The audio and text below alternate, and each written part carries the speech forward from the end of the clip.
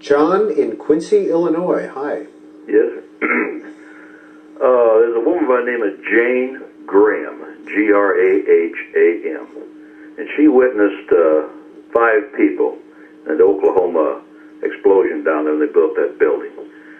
And there were 2 military men wiring up, she called yellow sticks of butter, which was C4 plastic, they found out later. Right, There's right. What's the point here?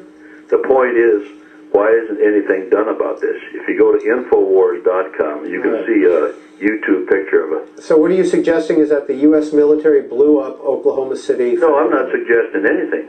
I'm just saying there's a lot of odd things, just like the investigation of 9/11. Six of the 10 commissioners said it's a cover-up, and 3 of the attorneys. Great. Conspiracy theories. They abound in everything. And I often talk to Americans that people who complain that overseas, many of the Arab world think that the CIA or the Mossad, the Israelis, blew up the towers on 9/11. And I remind my friends that criticize foreigners for having conspiracy theories that we have them here. Conspiracy theories are a natural thing to try to explain the unexplainable. How does these horrible things happen? And in fact, there's most of the investigations, congressional investigations on Oklahoma City, on 9/11, I think have been done very professionally. If I thought there was anything wrong with it, I'd be screaming about it, because I'm not trying to protect anybody other than the American people from terrorist acts. And I think those investigations, I've studied them in great detail, were pretty thorough. Comes from Pittsburgh. Greg, Independent Line. Hi. Hello. I was listening to your guest, and now I'm even more concerned about the people you have on the air.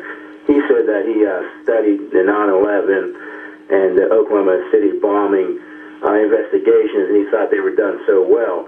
Well, there were people that were on the committees that admitted that they were thwarted and that they didn't have the funding. You know, so if he's saying this is disturbing me. You know, did you have a comment on that? I've spoken to almost all the 9/11 Commission members, and I think they were generally satisfied with the report. At least of course, they have complaints about certain areas, perhaps not having enough time or enough funding, or certain areas but the general contours, the general principal findings of the report, I don't think any of the members had a major problem with. And I know virtually all of them. I was interviewed by them extensively. They had stacks of my documents that I wrote when I was in the government. That I think they generally got the story right. Was it perfect? There would be complaints and grumbling, perhaps, but I think generally what they outlined happened on 9/11 is what happened. And the same thing with Timothy McVeigh and his band of 3 people that blew up the government buildings in Oklahoma City. Elizabeth in Liberty, St. Louis. Bill, Democrat. You're on with Michael Sheehan. Yes, Mr. Sheehan. How you doing today? Good. I'd like you to comment, since you're a terrorist expert. Why don't you comment on all of the nanothermite that was found at the World Trade Center in the dust? And if you want to get at the terrorist issue, why don't you deal with the apartheid state of Israel? Well, I'm not familiar with the dust of the World Trade Center, but I know there's a lot of questions and conspiracies about what happened there. I think it's pretty much what it was, a couple airplanes driving into some big buildings that unfortunately created a perfect storm of heat and fire, and they collapsed.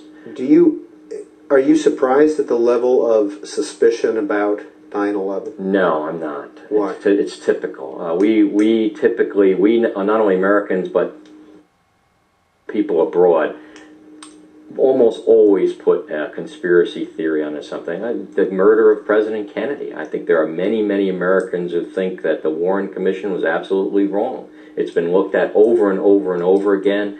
I believe it probably got it right. Do I have questions about Oswald and Ruby? And of course, it's unexplainable how this can all happen. But at the end of the day, I happen to believe in what it is. But many, many Americans can't accept that. 9/11, other big events, it just seems to be a natural phenomena, both here in the U.S. and certainly abroad, even worse abroad. The conspiracy theories are much more deep and worse outside the U.S. Time for a couple more calls with Michael Sheehan. We're talking about preventing domestic terrorism. Elk Ridge, Maryland. John, Independent Line. Hi. Good morning, Mr. Sheehan. Hi. I would like to just name a couple people, and if you could tell me yes or no if you are familiar with these people, and then have a follow-up. Okay. Major General Albert Stubblebine. John, go ahead. List your people, ask your question, then we'll get a response. Okay. It's Colonel George Nelson, Lieutenant Colonel Shelton Langford, Commander Ralph Colston, There's 200 more military people at a site called Patriots Question 9/11. I was going to ask you if you were familiar with that site, and if not, you and everyone listening to this should definitely check it out. Thank you very much, John, another conspiracy theorist. Yeah, and a lot of people question it. And again, if I thought there was something unusual about 9/11, I would be sitting here today talking about it. I have no agenda to protect anybody. President Bush, President Obama, neither administration. If I saw something that made me uncomfortable, that I thought would make our nation less safe, I'd be out there. Next call for Michael Sheehan, Arlington, Massachusetts. Mark. Yes, hi. Thank you for taking my call. Are you there?